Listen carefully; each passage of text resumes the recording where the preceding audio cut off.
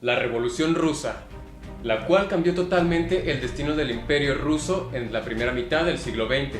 Veamos los sucesos de esta interesante lucha política y social.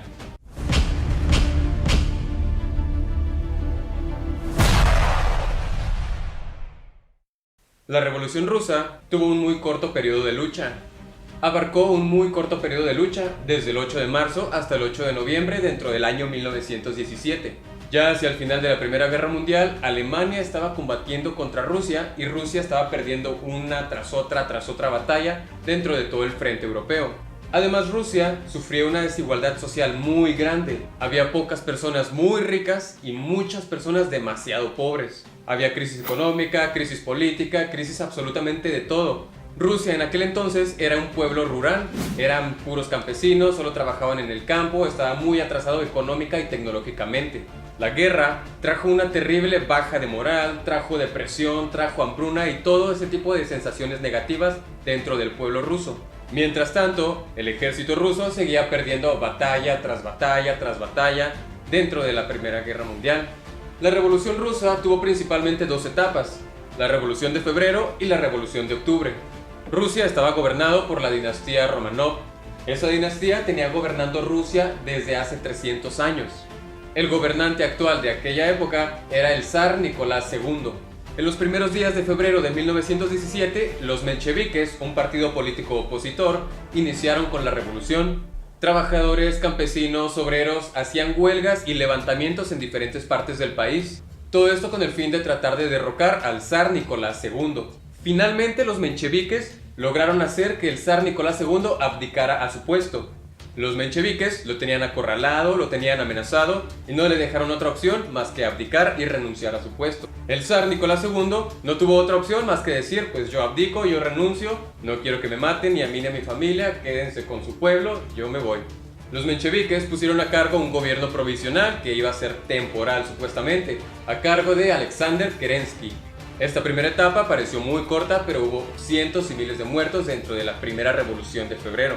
Había un personaje clave dentro de la revolución, Vladimir Lenin. Lenin lideraba el partido de los bolcheviques, otro partido opositor al zar Nicolás II, pero opuesto a los mencheviques. Lenin, claro que no estaba muy contento con el gobierno provisional de Kerensky, ni con el triunfo que habían tenido los mencheviques. Así que comenzó a expandir una nueva idea de levantamiento en contra del nuevo gobierno provisional que estaba a cargo de Kerensky. Estaba dando los primeros pasos para dar pie a una dictadura. Todo esto, obviamente, bajo el sistema del socialismo. Lenin quería seguir los ideales de Karl Marx, el cual decía que un estado comunista iba a funcionar muchísimo mejor que el desastroso capitalista que estaba arrasando a Rusia en aquel entonces. Pero Lenin tomó ciertas ideas de Karl Marx únicamente, no las llevó a cabo al pie de la letra, como decía Karl Marx, sino que los acomodó y los tergiversó de manera que se acomodaran más al plan que él tenía en mente. Lenin, apoyado por León Trotsky y Joseph Stalin, ya estaban planeando acabar con el gobierno provisional de Kerensky.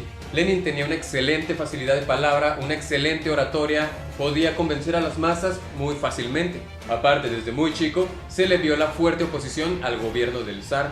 Querían acabar con Kerensky, más que nada porque este se negaba totalmente a finalizar la participación de Rusia dentro de la guerra. Seguía mandando tropas, armamentos, soldados, ejército, todo a la guerra. Esto le estaba costando a Rusia mucho dinero, muchas pérdidas, mucha hambruna, muchísimo peor incluso que cuando estaba gobernando el zar Nicolás II.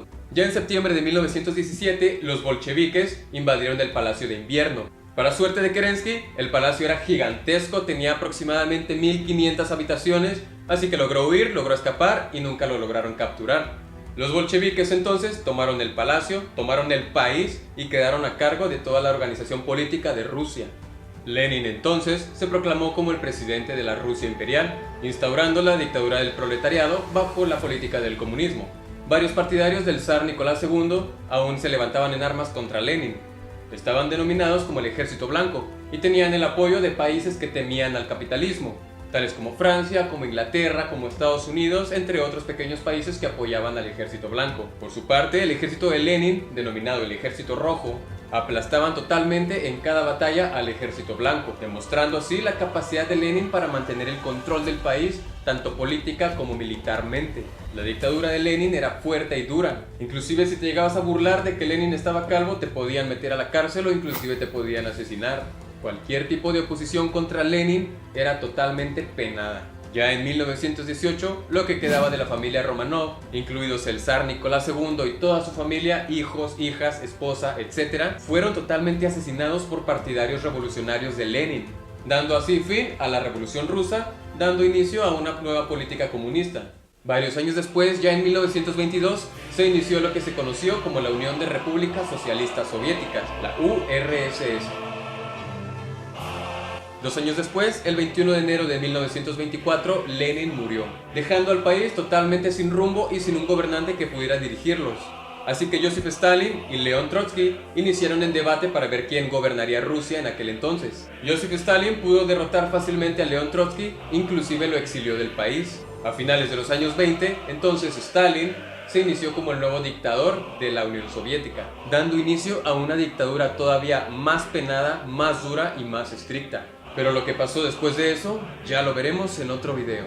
Bueno, eso sería todo por el video de hoy. Espero que lo hayan disfrutado y espero que hayan aprendido bastante sobre la historia de Rusia y de cómo inició la Unión Soviética. Sin duda yo considero que es el pedazo de historia más importante dentro de toda la historia de Rusia. Y bueno, mi nombre es Rolando y espero que tengan un excelente e histórico día.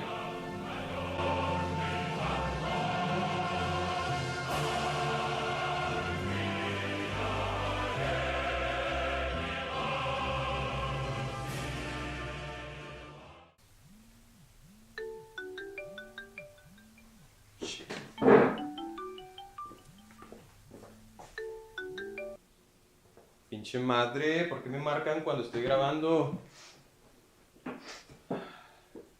¿Qué chingados me quedé?